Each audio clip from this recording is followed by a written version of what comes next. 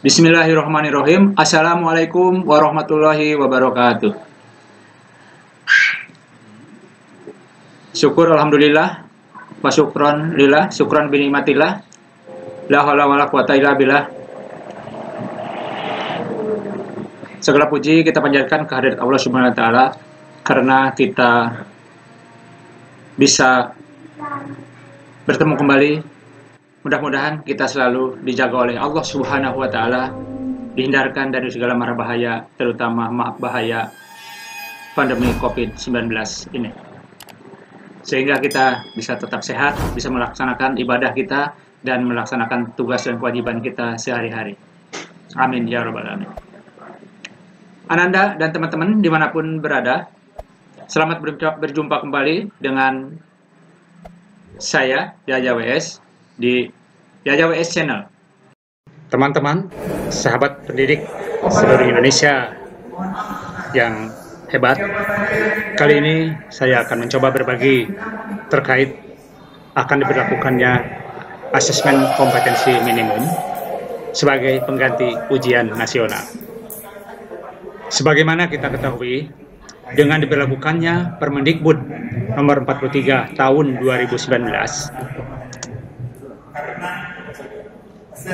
tentang penyelenggaraan ujian yang diselenggarakan oleh Satuan Pendidikan dan Ujian Nasional, salah satu poin penting dalam kebijakan tersebut adalah di mana ujian nasional yang dilaksanakan tahun 2020 adalah ujian nasional terakhir di dalam sejarah pendidikan Indonesia. Berangkat dari kebijakan tersebut, maka pemerintah telah mengeluarkan kebijakan baru yang dikenal dengan asesmen kompetensi minimum atau yang biasa disingkat AKM. Untuk mengetahui apa itu AKM, mulai dari tujuannya, instrumennya, dan kapan pelaksanaannya, serta apa tindak lanjutnya. Sebelum asesmen kompetensi minimum, kita harus mengetahui apa itu asesmen nasional program. Apa asesmen nasional program itu? Mulai dari apa tujuannya, yang kedua apa instrumennya atau bagaimana instrumennya, kapan pelaksanaannya, dan yang terakhir adalah seperti apa sih tindak lanjutnya. Untuk mengetahui apa itu asesmen, maka kita harus melihat tujuannya dulu. Asesmen nasional adalah program penilaian terhadap mutu setiap sekolah, madrasah, dan program kesetaraan pada jenjang dasar dan menengah.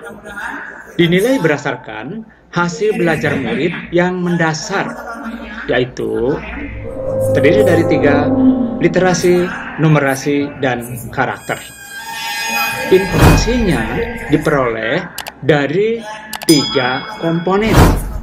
Yang pertama, komponen AKM atau asesmen kompetensi minimum. Yang kedua, komponen survei karakter. Yang ketiga adalah komponen survei lingkungan belajar. Nah, Bapak Ibu, mungkin ada pertanyaan. Mengapa sih ujian nasional diganti dan mengapa perlu ada asesmen nasional? Pertanyaan itu bisa saja terlontar atau ada. Maka jawabannya adalah asesmen nasional perlu dilakukan untuk meningkatkan mutu pendidikan. Asesmen ini dirancang untuk menghasilkan informasi akurat untuk memperbaiki kualitas belajar mengajar yang pada gilirannya nanti akan meningkatkan hasil belajar murid. Apa sih yang dihasilkan dari asesmen nasional? Jawabannya adalah yang pertama yaitu informasi tentang perkembangan mutu dari waktu ke waktu. Dan yang kedua adalah kesenjangan atau perbedaan antara bagian di dalam sistem pendidikan. Berikutnya, yang dihasilkan itu adalah akan menunjukkan pengembangan kompetensi dan karakter siswa.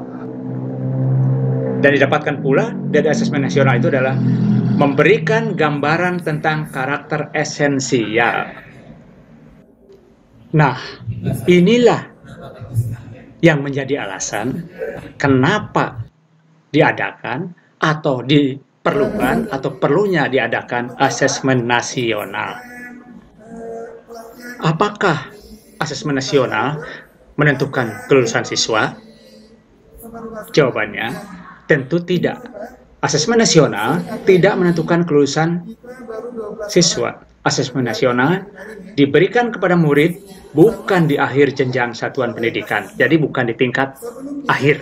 Asesmen nasional juga tidak digunakan untuk menilai peserta didik. Berikutnya, jawabannya adalah hasil asesmen nasional tidak akan memuat skor atau nilai peserta didik secara individual. Asesmen nasional juga tidak terkait dengan kelulusan peserta didik. Ya, yang terakhir inilah yang harus lebih dipahami, yaitu asesmen nasional tidak terkait dengan kelulusan peserta didik. Berikutnya Bapak Ibu, siapa yang menjadi peserta asesmen nasional? Nah, itu kan begitu pertanyaannya. Peserta asesmen nasional itu adalah kelas 5 di SD, kelas 8 SMP, dan kelas 11 di SMA, yaitu sebagai siswa yang dipilih. Nah, berikutnya adalah pada siswa program PKBM atau program kesetaraan. Nah, yang ketiga, ya, selain siswa tadi dan program kesetaraan tadi adalah tentu kita, yaitu guru-guru serta kepala sekolah. Informasi dari peserta didik, dari guru dan kepala sekolah diharapkan memberi informasi yang lengkap tentang kualitas proses dan hasil belajar di setiap satuan pendidikan. Nah, mohon maaf, kadang kita salah memahami antara AKM dan asesmen nasional. Kalau asesmen nasional, guru dan kepala sekolah pun menjadi peserta wajib mengikuti asesmen nasional selain siswa-siswa tadi atau perwakilan dari siswa-siswa. Nah, kembali ada pertanyaan, mengapa sih asesmen nasional hanya diikuti oleh sebagian murid saja? Kan gitu.